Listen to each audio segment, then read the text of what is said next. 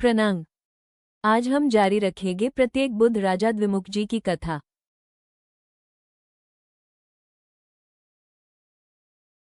आज हम एक बड़ी ही दिलचस्प कहानी में उतरने वाले हैं। ये कहानी है एक राजा की, एक स्तंभ की और आत्मज्ञान के उस अनोखे रास्ते की जो एक शानदार जश्न के बाद एकदम अचानक से खुल गया। तो सवाल ये उठता है कि भाई, इतना बड़ा जश्न, इतनी धूमधाम, वो भला किसी के लिए वैराग्य या कहें तो सब कुछ छोड़ देने का कारण कैसे बन सकता है ना अजीब बात। यही वो पहेली है जो हमें सीधे राजा द्विमुख जी की कहानी के दिल में ले जाती है। तो चलिए सीधे चलते हैं उस समय में। जरा सोचिए, राजा द्विमुख जी का शहर है और वहां 7 दिनों का इंद्र महोत्सव चल रहा है। चारों तरफ बस जश्न ही जश्न, हर कोई खुश है, हर तरफ उल्लास का माहौल है। अच्छा, इस पूरे जश्न के बीचों बीच था इंद्रध्वज। अब ये कोई मामूली खंभा नहीं था, नहीं, ये एक पवित्र ध्वजस्तंभ था। कह सकते हैं कि ये उस उत्सव का आध्यात्मिक दिल था। सारी ऊर्जा, सारा आनंद, सब कुछ इसी के इर्द गिर्द सिमटा हुआ था। और इसकी सजावट, अरे वाह, जरा सोचकर देखिए। बेहतरीन रेशम से लिपटा हुआ, चमचमाते गहनों और मोतियों से लदा हुआ और खुशबूदार फूलों की मालाओं से तो महक ही उठा था। लोग उसके चारों तरफ नाच रहे हैं, गा रहे हैं, मतलब पूरा का पूरा शहर उसकी पूजा में मग्न था। पूरे 7 दिन, जी हां, 7 दिनों तक शहर की सारी खुशियां बस इसी एक शानदार स्तंभ के आसपास घूमती रहीं। ये लोगों की भक्ति और उनके जश्न का सेंटर पॉइंट बन गया था। और फिर आया 7वां दिन, उत्सव का समापन। लेकिन जश्न हमेशा तो नहीं चलता है ना। उत्सव खत्म हुआ और यहीं से कहानी का पूरा मिजाज, पूरा माहौल एकदम पलट जाता है। अब हम बात करेंगे उत्सव के बाद की सुबह की। और फिर सुबह हुई, सूरज निकला, बस इसी एक पल ने सब कुछ बदल कर रख दिया। मतलब क्या नजारा था। कल जिस स्तंभ की पूजा हो रही थी, आज वो एकदम सूना, अकेला खड़ा था। कल जो इतना शानदार दिख रहा था, आज वो बिल्कुल बेरौनक था। क्यों? क्योंकि शहर के लोगों ने अपने अपने कीमती कपड़े, अपने गहने सब उतार लिए थे, उसे बिल्कुल खाली छोड़ दिया था। और यहीं पर हमारी कहानी राजा द्विमुख जी के पास वापस आती है, उनके निजी अनुभव पर और उस गहरी समझ पर जो उन्हें यह नजारा देखकर मिली। हुआ ये कि राजा साहब वापस उसी जगह पर गए।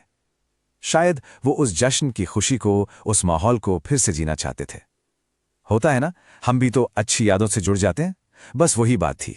लेकिन जैसे ही वो वहां पहुंचे और उस खाली स्तंभ को देखा, उनके दिमाग में बिजली सी कौंधी।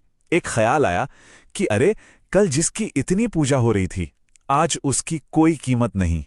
इसका मतलब ये जो दुनिया की सारी शान शौकत है, ये तो बस ऊपर की सजावट है जिसे कोई भी कभी भी हटा सकता है।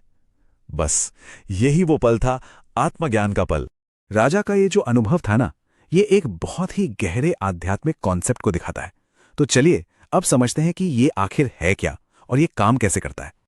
ऐसे अनुभव के लिए एक खास शब्द है, प्रत्येक बुद्ध। प्रत्येक बुद्ध वो इंसान होता है जिसे किसी गुरु की जरूरत नहीं पड़ती। वो किसी बहुत ही साधारण सी घटना को देखकर उससे प्रेरणा लेकर खुद ब खुद ज्ञान हासिल कर लेता है। ये सेल्फ एनलाइटनमेंट का एक बहुत ही अनोखा रास्ता है। तो फिर कोई प्रत्येक बुद्ध बनता कैसे है? इसके बड़े सीधे से 3 स्टेप्स हैं। पहला, कोई मामूली सी रोजमर्रा की घटना। दूसरा, उस घटना पर बहुत गहराई से सोचना, मनन करना। और तीसरा, उस सोच से एक बहुत गहरी समझ का पैदा हो जाना। राजा का जो अनुभव था वो इसका एकदम परफेक्ट एग्जाम्पल है। और ये बात कितनी कमाल की है ना, कि एक खाली खंभे को देखकर राजा को वो ज्ञान मिला जो शायद बड़ी बड़ी किताबें या बड़े बड़े गुरु भी उन्हें नहीं दे पाते। ये ज्ञान कहीं बाहर से नहीं आया था, ये उनके अंदर से, उनकी अपनी सोच से निकला था। तो आखिर इस पुरानी कहानी से हमें सीखने को क्या मिलता है? इसकी सबसे बड़ी सीख क्या है? देखिए, उस स्तंभ की 2 पहचानें थीं। एक तरफ वो जश्न की एक टेम्पररी चीज थी जो कुछ दिनों के लिए थी, और दूसरी तरफ वो ज्ञान के लिए एक परमानेंट वजह बन गया। इससे ये पता चलता है कि एक ही चीज के 2 रूप हो सकते हैं, एक दुनियावी और एक आध्यात्मिक। तो फिर असली ज्ञान क्या हुआ? असली ज्ञान है किसी भी चीज की बाहरी, टेम्पररी चमक दमक के पार देखकर उसके पीछे के परमानेंट सच को समझ लेना। यही इस पूरी कहानी का निचोड़ है, एक ऐसा संदेश जो कभी पुराना नहीं होता।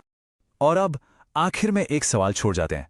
जरा सोचिए, हमारी अपनी दुनिया में, हमारे आसपास ऐसी कौन सी साधारण सी चीज है जो शायद हमें कुछ बहुत गहरा सिखाने का इंतजार कर रही है?